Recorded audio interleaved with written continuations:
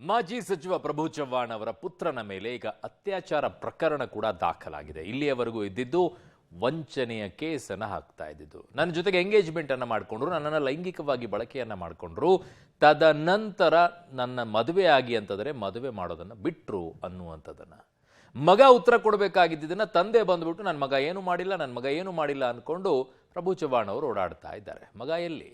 ಪ್ರಭು ಚವ್ಹಾಣ್ ಪುತ್ರನ ವಿರುದ್ಧ ವಂಚನೆ ಆರೋಪ. ಬೀದರ್ ಎಸ್ಪಿಗೆ ದೂರು ಸಲ್ಲಿಸಿದ ಸಂತ್ರಸ್ತೆ. ಮಾಜಿ ಸಚಿವ ಪ್ರಭು ಚವ್ಹಾಣ್ ಪುತ್ರ ಮದುವೆಯಾಗಿ ವಂಚಿಸಿದ್ದಾರೆ ಅಂತೇಳಿ ಆರೋಪಿಸಿರುವ ಸಂತ್ರಸ್ತೆ ಇವತ್ತು ಬೀದರ್ನ ಎಸ್ಪಿ ಭೇಟಿಯಾಗಿ ದೂರು ಸಲ್ಲಿಸಿದ್ದಾರೆ.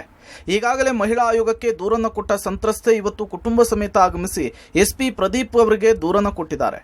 ದೂರಿನಲ್ಲಿ ಇಬ್ಬರ ನಡುವೆ ನಡೆದ ಘಟನೆಯನ್ನೆಲ್ಲವನ್ನೂ ಕೂಡ ಸವಿವರವಾಗಿ ವಿವರಿಸಿದ್ದಾರೆ. ಪ್ರಕರಣದ ಸಂಬಂಧ ಸಂತ್ರಸ್ತೆ ಮತ್ತು ಕುಟುಂಬದವರಿಂದ ಎಸ್ಪಿ ಪ್ರದೀಪ್ ಮಾಹಿತಿ ಪಡೆದುಕೊಂಡಿದ್ದಾರೆ. ಸಂತ್ರಸ್ತೆಯಿಂದ ಇಬ್ಬರು ಹೋಟೆಲ್ನಲ್ಲಿದ್ದ ದಾಖಲೆ ಬಿಡುಗಡೆ, ಒಂದೇ ರೂಮ್ನಲ್ಲಿ ಕಾಲ ಕಳೆದ ಬಗ್ಗೆ ಸಾಕ್ಷ್ಯ ರಿಲೀಸ್. ಮಾಜಿ ಸಚಿವ ಪ್ರಭು ಚವ್ಹಾಣ್ ಪುತ್ರ ಪ್ರತೀಕ್ ಚವ್ಹಾಣ್ ವಿರುದ್ಧ ನಂಬಿಸಿ ವಂಚನೆ ಮಾಡಿದಂತಹ ಆರೋಪದ ವಿಚಾರಕ್ಕೆ ಸಂಬಂಧಪಟ್ಟಂತೆ ಇವತ್ತಿ ತಮ್ಮ ಆರೋಪಕ್ಕೆ ಸೂಕ್ತ ದಾಖಲೆಯನ್ನ ಬಿಡುಗಡೆ ಮಾಡಿದ್ದಾರೆ. ಒಂದೇ ರೂಮ್ನಲ್ಲಿ ಪ್ರತೀಕ್ ಮತ್ತು ತಾನು ಇದ್ದ ಬಗ್ಗೆ ದಾಖಲೆಯನ್ನ ರಿಲೀಸ್ ಮಾಡಿದ್ದಾರೆ. ಪ್ರತೀಕ್ ಚವ್ಹಾಣ್ ಮತ್ತು ಯುವತಿ ಜೊತೆಗಿದ್ದಂತಹ ಹೋಟೆಲ್ನ ರೂಮ್ಗಳ ದಾಖಲೆಯನ್ನು ಕೂಡ ರಿಲೀಸ್ ಮಾಡಿದ್ದಾರೆ. 2023ರ ಡಿಸೆಂಬರ್ನಲ್ಲಿ ಇಬ್ಬರ ನಿಶ್ಚಿತಾರ್ಥ ಆಗಿರುತ್ತೆ. ನಿಶ್ಚಿತಾರ್ಥಕ್ಕೂ ಮುನ್ನ ಅಕ್ಟೋಬರ್ನಲ್ಲಿಯೇ ಸಂತ್ರಸ್ತೆ ಮತ್ತು ಪ್ರತೀಕ್ ಬೆಂಗಳೂರಿನ ರೇಸ್ ಕೋರ್ಸ್ ಬಳಿಯ ಖಾಸಗಿ ಹೋಟೆಲ್ನಲ್ಲಿ ಒಟ್ಟಾಗಿರ್ತಾರೆ. ಬಳಿಕ ಅದೇ ವರ್ಷ ಡಿಸೆಂಬರ್ನಲ್ಲಿ ಇಬ್ಬರ ನಿಶ್ಚಿತಾರ್ಥ ಆಗಿರುತ್ತೆ.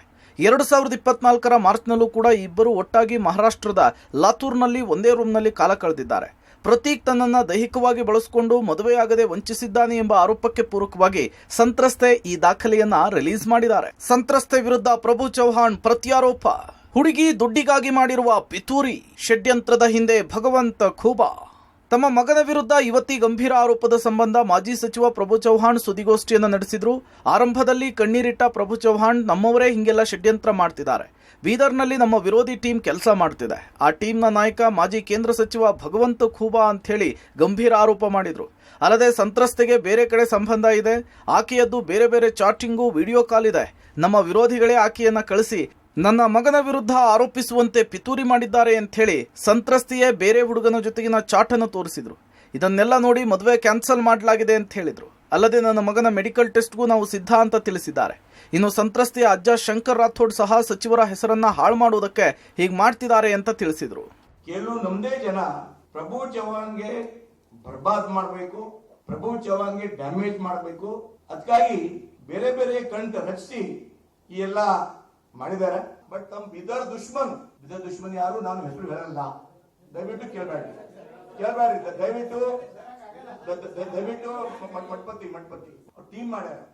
ಪ್ರಭು ಚವ್ಹಾಣ್ಗೆ ಯಾವ ಕಾರಣಕ್ಕೆ ಅವರನ್ನಲ್ಲಿ ಬಿಡಬಾರ್ದು.